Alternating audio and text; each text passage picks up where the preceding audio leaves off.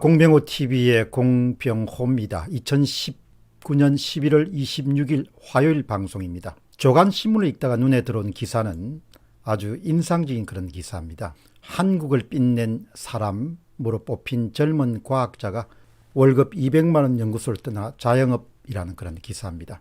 서울의 한 대학에서 생물학 박사학위를 딴 A씨는 과학기술정보통신부의 생물학 연구정보센터가 탁월한 논문을 쓴 젊은 연구자에게 주는 한국을 빛낸 사람들에 선정됐던 유망한 과학자였다고 합니다. 그는 2017년도에 자영업을 하겠다는 그런 말을 남기고 과학계를 떠나게 됩니다. 한 연구기관에서 박사후 연구소로 일할 당시에 그가 받았던 급여는 200만 원 남짓이었고, 그는 결국 생활고를 견디지 못하고 과학계는 돌아보기도 싫다고 그런 말을 남기고 떠났다고 합니다. 현재 옛날의 동료들은 그가 지금 무슨 일을 하고 있는지는 전혀 알지 못한다는 그런 소식입니다. 포다학은 박사학위를 띠고 갓 연구혈장에서 가장 생산적이 높은 그런 시기에 사람들입니다. 연구 생산성이 가장 왕성한 그런 상황에서 생활고 때문에 과학계를 떠나게 되는 그런 딱한 사정이었습니다. 기사를 읽으면서 저는 한국의 연구계 상황이 그렇게 좋지 않다는 걸 알고 있었지만 지금도 이 정도 수준이구나 그런 생각을 하게 됐습니다. 기사를 보자마자 저는 머릿속에 이 연구자가 미국에서 학위를 받고 활동하였다면 어떠하였을까? 아마도 꽃을 활짝 펼 수 있을 그런 가능성이 높지 않았을까 하는 생각을 하게 됩니다. 또 한 가지 궁금함은 이 공대는 인문대에 비해서 장학금도 많고 우호적인 그런 상황인데 왜 20대에 아예 미국 유학을 결심하지 않았을까? 그런 생각과 함께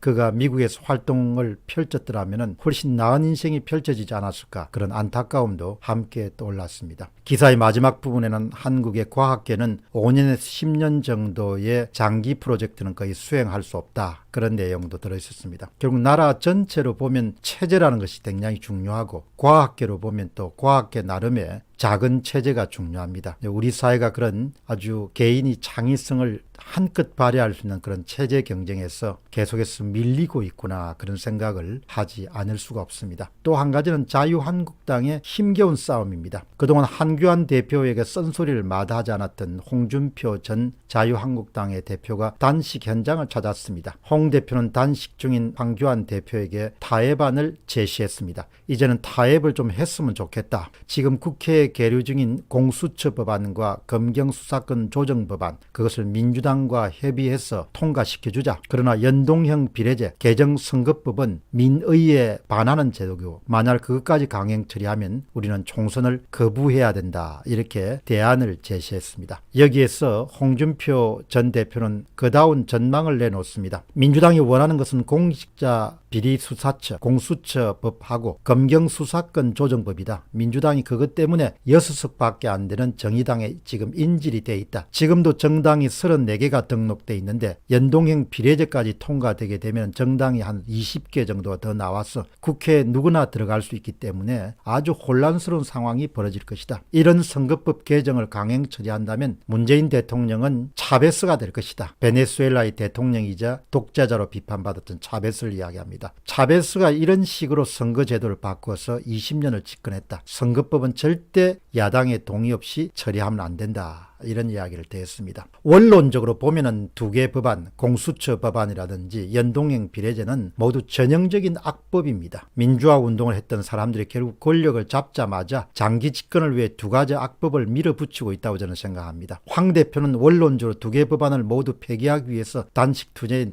들어간 것이고 왜 옳지 않은 일을 저렇게 밀어붙이는 것일까? 국민들과 나라의 앞날을 좀 더 깊게 생각하면 저렇게 절대 할 수 없는 일인데 그 사람들도 다들 잠시 머물다 가고 마는 사람들이고 요즘에 나라 앞일을 생각하면 참으로 답답할 때가 많습니다. 그러나 또 한편으로 생각해 보면은 세상에는 항상 선이 있고 또 악이 있고 또 빛이 있으면은 어둠이 있게 마련이죠. 지금 우리가 살고 있는 이 대한민국은 빛의 세력과 어둠의 세력 사이에 치열한 경쟁이 벌어지는 겁니다. 어둠 세력에 맞서 이기면은 빛이 승리하겠지만 국민들 스스로가 몽매하고 국민들 스스로가 정치에 관심을 안 가져서 어둠 세력의 선전이나 선동에 쏘가 넘어가거나 아니면 싸울 의지가 없거나 아니면 무관심하게 되면은 그것 또한 어떻게 하겠습니까? 그렇게 되면은 결국은 어둠 속에서 살아갈 수밖에 없는 것이죠. 그러나 분명한 사실은 두 가지 법안은 어떤 명분이나 어떤 이유나 어떤 논리나 어떤 근거를 대더라도 결국은 악법이고 두 가지는 모두 다 장기 집권을 획책하기 위한 그런 악법에 해당한다. 그리고 지금 대한민국은 그야말로 빛과 어둠의 대결이고 선과 악의 대결이기 때문에 국민들이 선과 악의 대결에서 선을 위해 싸우지 않겠다. 그러면 결국 복속당해가지고 어려운 삶을 살아갈 수밖에 없다. 이 점을 제가 강조하고 싶습니다. 맞서 싸워야 되죠. 자유란 것이 그저 주어지는 것이 아니고 올바름이 그냥 주어지는 것이 아니기 때문에 국민들이 맞서 싸우고 고함을 치고 항의를 하고 이렇게 하지 않으면 결국 예속의 삶을 살아갈 수밖에 없죠. 자유의 삶이란 것은 쟁취해야 되는 것이니까. 공병호TV의 공병호였습니다. 감사합니다.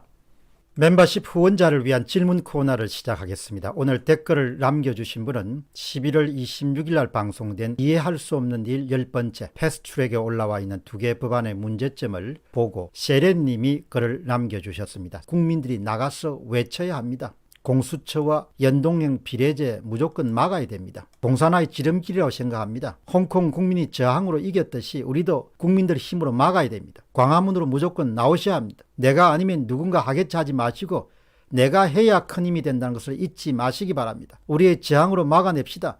행동으로 보여줍시다. 세렌님이 국민이 나서야 한다는 주장에 100% 동의합니다. 그렇기 때문에 저는 또 이번 토요일 날 광화문 집회에 나갈 예정입니다. 이번 주와 다음 주에 걸쳐서 집권 여당은 군소 3개 정당과 야합해서 공수처 신설 법안과 연동형 비례제 제1야당의 거센 항의에도 불구하고 결국 자기 방식대로 자기들이 유리한 선거법 개정안을 통과시킬 그런 가능성이 높습니다. 독재 국가가 아니고선 선거를 앞둔 시점에서 제1야당의 거센 반대를 무릅쓰고 선거의 게임 규칙을 강압적으로 바뀌는 경우는 독재 국가 외에는 없습니다. 때문에 매일 저는 토요일 광화문에 나갈 예정입니다. 그것이 마땅히 대한민국 국민으로서 내가 해야 할 일이라고 생각하기 때문입니다. 셰렌님처럼 멤버십 프로그램에 후원자로 가입하신 분들은 댓글이나 질문을 남기실 수 있고 그것에 대해서 제가 답변하는 코너를 이렇게 갖고 있습니다. 여러분께서는 공병호TV를 통해서 시사 문제에 대한 지식을 쌓아갈 수 있지만 또 자신을 개발하거나 발전시키는 데 관심이 있으신 분은 제가 다시 운영하는 새로운 채널인 공병호 자기경영 채널도